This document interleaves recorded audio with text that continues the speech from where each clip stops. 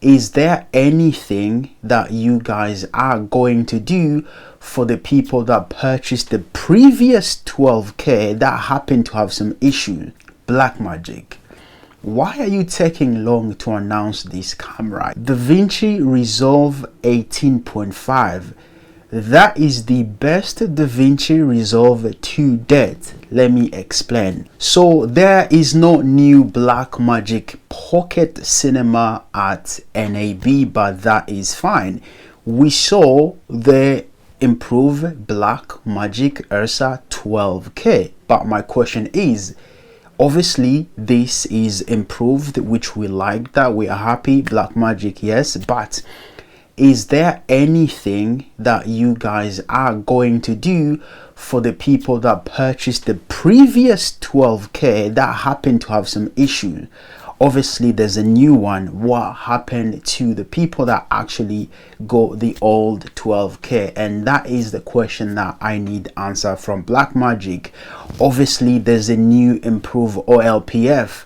Can that be purchased to the by the people that purchased the old 12K?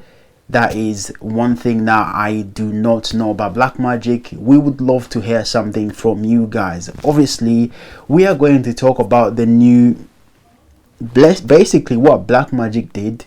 They flipped your expectation. They gave you 9x16 mode. By the way, this is great and I'm actually excited because do you know, right, how it feels when you're filming by like 9x16?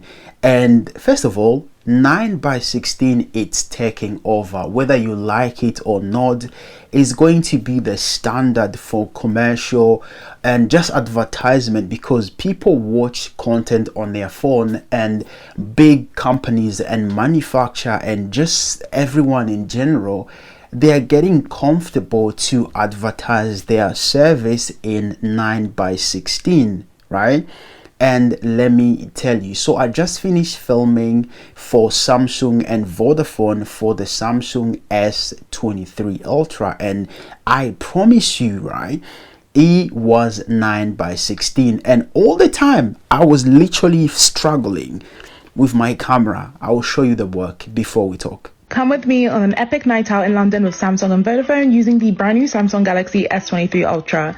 We kick things off at one of my favorite spots in the city, North London, to watch the sunset. I love that my pictures came out looking so bright, even though the sun was literally going down, and the S Pen makes taking panoramic shots so easy. We took our experience to new heights with 100% zoom to photograph the moon. I mean, you could literally see the craters, and the pictures are the best part of any night out. Alana and I took the cutest selfies here. Can you send me that? I must do that. As you can see, it was super easy and quick to share all the incredible bits from the evening. Watching the sunset with new friends is definitely a big slay, and we had way too much fun and headed to our next destination, the home to some of my favorite cafes and bakeries in London. We tested out stabilization mode, which is perfect for capturing moments as you're zooming around the city. And today I became a night photos girly because the night mode on the S23 Ultra is incredible.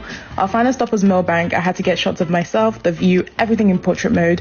And Alana and I also took the cutest selfies here. I was in awe of how perfectly the S23 Ultra captures the beauty of the city. And that was the end to our iconic evening powered by Samsung and Vodafone. So those are the content, or some of the content that I shot, and I was struggling, and now seeing that Blackmagic had to think about it and announced a 9x16 flip mod, honestly that is great, because it kind of makes life easy for you to shoot your content without having to, you know, like, you know what I mean, and you have to like, okay, this is fine.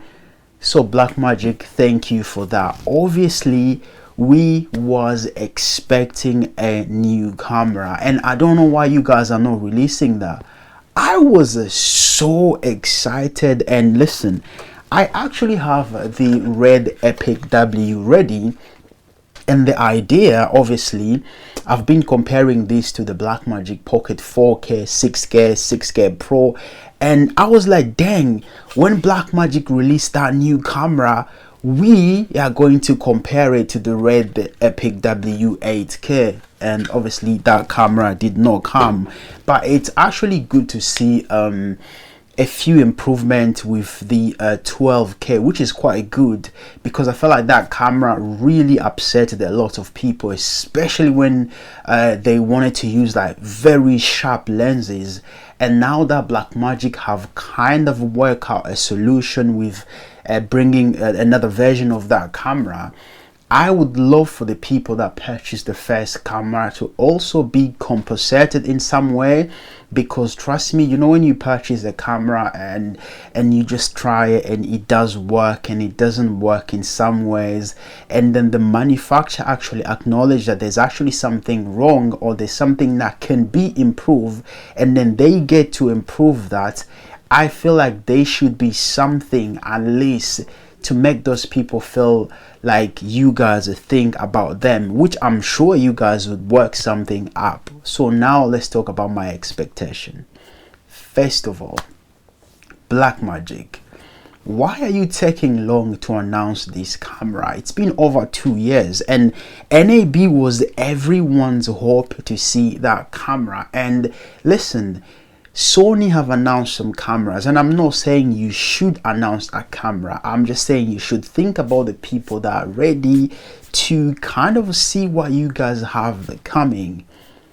Obviously, comment below if you was expecting to see a new camera. And the reason why people upgrade cameras quite often in this generation, because people shoot content all the time and they make money and they invest some of that money in like cameras. Like for instance, me, so my Pocket 6K Pro, by the way, every time I get paid on a project, I put like 15% down, and that 15%, I've actually made enough to purchase the red helium 8K, and that's because I just want to have this camera and use it and compare it and do so many things with it.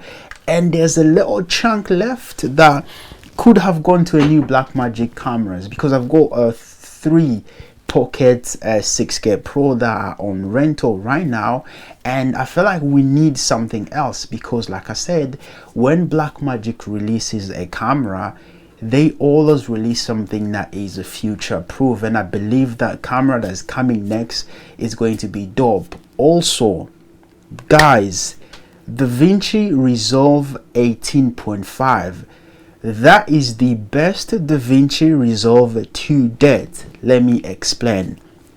I'm actually making a separate video that you need to go and check.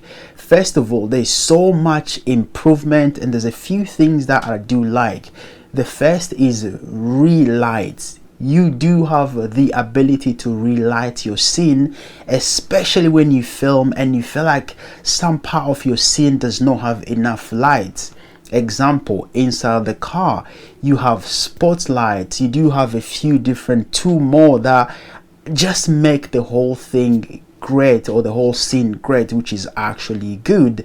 One thing that I also like is you can generate a subtitle from the sound, or from the sound on your timeline, which is very good, and it makes it super easy. There's so many other good things that I'm actually like blowing away that you can check. I'm making a separate video, but guys, listen,